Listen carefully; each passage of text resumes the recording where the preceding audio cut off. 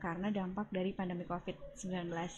Jadi strong and difficulties di sini maksudnya adalah bagaimana perilaku positif dan perilaku negatif yang terjadi pada remaja karena adanya pandemi COVID-19 ini. Ini adalah background atau yang melatar belakangi mengapa saya mengambil judul ini. Yang pertama jika kita melihat pada populasi remaja secara keseluruhan ada 28% atau sekitar 2,2 miliar anak. 16 dari populasi di dunia itu dalam rentang usia 10-19 tahun, yakni masuk ke usia remaja.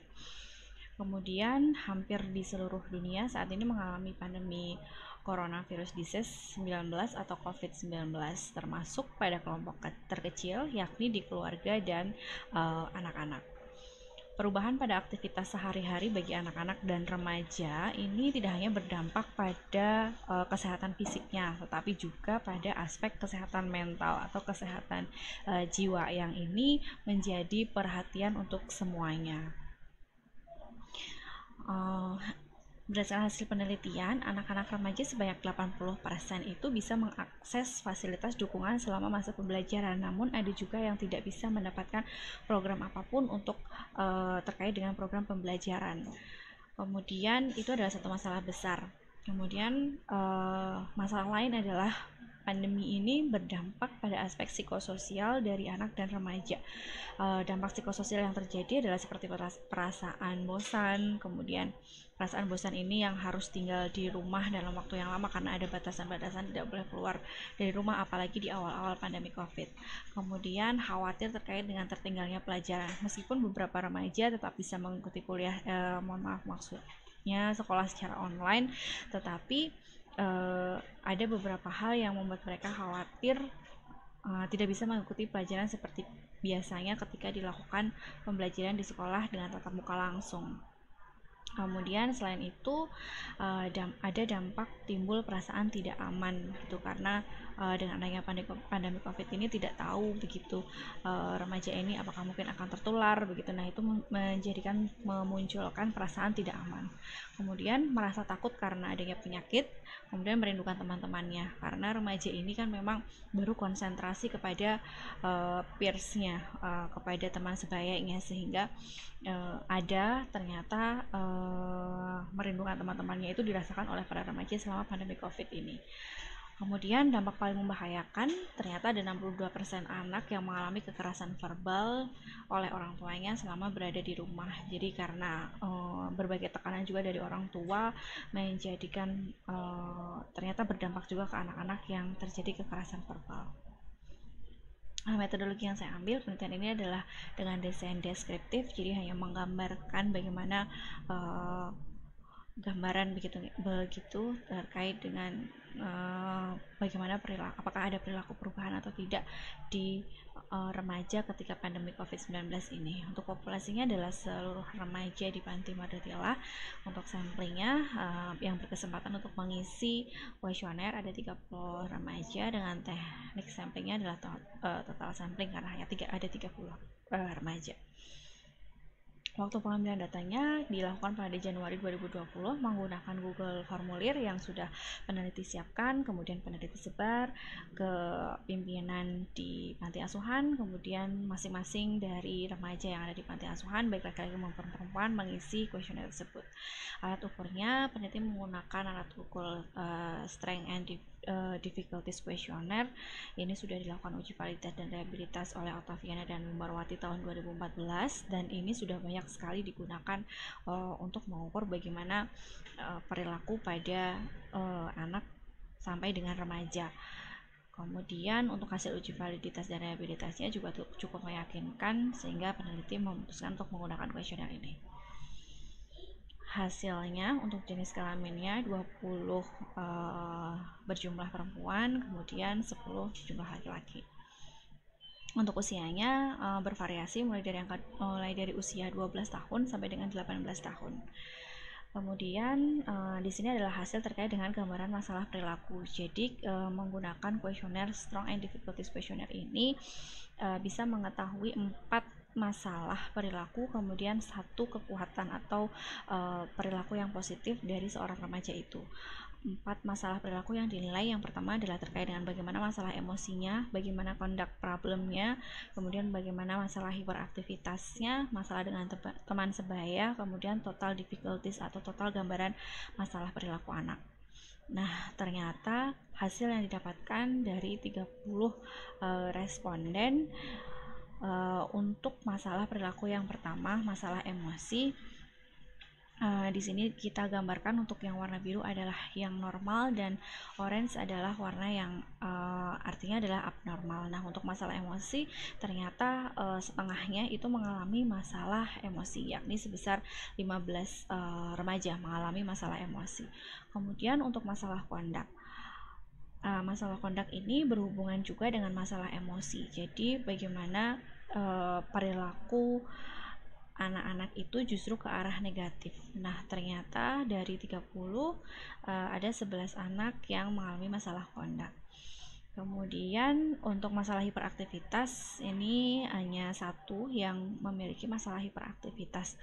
Namun ini juga perlu menjadi perhatian begitu, mengapa ini bisa terjadi. Kemudian yang selanjutnya terkait dengan masalah dengan teman sebaya. Meskipun lebih dari setengahnya tidak mengalami masalah dengan teman sebaya, tetapi ada 10 remaja yang mengalami masalah dengan teman sebaya. Nah, padahal di usia remaja ini justru mereka sangat dekat dengan peersnya atau teman sebayanya. Tapi kalau ternyata ada permasalahan dengan teman sebaya, ini mungkin juga akan mempengaruhi bagaimana kesehatan mental setiap remaja itu, karena masalah dengan teman sebaya itu akan mempengaruhinya. Kemudian kalau dilihat dari total keseluruhan masalah perilaku, mulai dari masalah emosi, masalah kondak, masalah hiperaktivitas, dan masalah dengan teman sebaya, lebih banyak proporsinya yang mengalami permasalahan perilaku. Ini adalah gambaran kekuatan, artinya perilaku positif dari remaja, yakni perilaku prososial gitu. Perilaku prososial merupakan perilaku yang menjadi kekuatan setiap seorang anak, yang perilaku itu mengarah ke hal-hal yang positif. Dari 30, ini 23-nya prososialnya normal, tetapi seharusnya dengan semakin kuatnya atau semakin tingginya perilaku prososial ini akan semakin baik. Namun ternyata ada 7 remaja yang mengalami permasalahan prososial ini. Kemudian hasil penelitian ini tadi selaras dengan penelitian yang dilakukan oleh Ganamah yang menyebutkan bahwa karena adanya pandemi COVID-19 ini membuat anak-anak menjadi lebih banyak tidur, menggunakan gawai berlebih, sehingga itu juga akan mempengaruhi bagaimana mental dari setiap remaja ini begitu.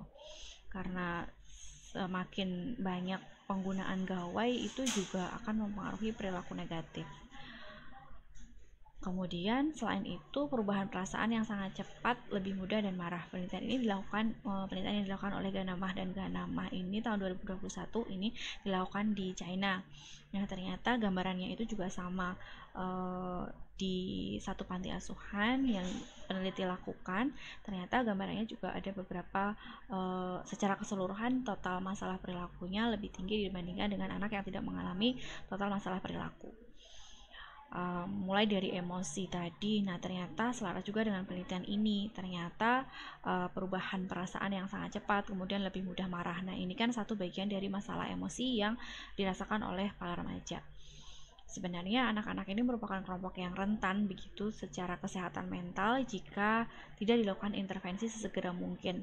Nah, dengan adanya penelitian ini, dengan gambaran ini yang menggambarkan meskipun hanya di satu wilayah, satu tempat, nanti untuk penelitian selanjutnya bisa dikembangkan intervensi terutama untuk di wilayah ini, dan juga mungkin bisa lebih meluaskan hasil penelitian tidak hanya di satu wilayah, yang pada intinya juga selaras dengan program dari pemerintah bahwa kesehatan mental remaja ini sangat diutamakan, terutama ketika pandemi COVID-19 ini, karena berbagai studi, berbagai literatur juga mengatakan bahwa penting sekali untuk menjaga kesehatan mental dari remaja ini, karena akan mempengaruhi juga nanti di usia dewasanya. Ketika tidak ada pandemi COVID-19 saja ini menjadi hal yang penting, apalagi saat ini semua sedang mengalami pandemi COVID-19, sehingga kita harus berpikir bersama-sama bagaimana caranya supaya remaja ini tidak mengalami gangguan atau kesehatan mentalnya yang terganggu. Sehingga dengan adanya penelitian ini, gambaran penelitian ini yang menyebutkan bahwa ternyata ada remaja yang mengalami masalah perilaku ini untuk bisa dilakukan intervensi sesegera mungkin. Kemudian penelitian lain juga yang dilakukan oleh Liu et al. Di China juga menyebutkan anak-anak mengalami kecemasan, masalah emosi, masalah perilaku, masalah dengan teman sebaya, kemudian hiperaktivitas karena adanya bencana besar. Bencana besar di sini adalah pandemi COVID-19. Di penelitian ini juga sama menggunakan kuesioner SDQ, karena memang kuesioner SDQ ini sudah paten dan banyak digunakan, termasuk oleh pemerintah Indonesia untuk menilai atau mendeteksi dini bagaimana kesehatan mental remaja. Itu juga disarankan untuk menggunakan kuesioner SDQ ini, sehingga penelitian ini juga selaras dengan penelitian tahun 2021 yang dilakukan oleh Liu et al. Perasaan cemas, stres, takut ini muncul pada remaja itu dikaitkan erat juga dengan peran media sosial. Jadi para remaja ini kan sudah memegang gawainya sendiri. Nah, untuk responden di sini juga memegang handphone meskipun tidak sepanjang waktu. Jadi memang diberikan fasilitas oleh panti asuhan untuk sekolah online-nya. Tetapi para remaja ini juga melihat atau menggunakan media sosial. Nah, ternyata peranan media sosial ini juga berkaitan erat dengan munculnya perasaan cemas, stres, takut, karena sekarang ini berbagai berita itu muncul di media sosial, entah itu berita baik, entah itu berita buruk begitu. Apalagi berita-berita terkait dengan pandemi COVID-19 ini sangat gencar, padahal di usia remaja ini masih membutuhkan bimbingan orang tua, tetapi kadangkala remaja ini juga membuka media sosial secara langsung, sehingga remaja banyak sekali mendapatkan paparan-paparan terkait berita. Begitu banyaknya berita terkait pandemi COVID, kematian, kemudian kehilangan begitu, kemudian semakin bertambahnya pasien pandemi COVID pada saat itu memberikan perasaan cemas, stres, dan takut pada remaja. Remaja melihat berita-berita tentang pandemi COVID mulai dari kematian, kehilangan, dan dampak lainnya.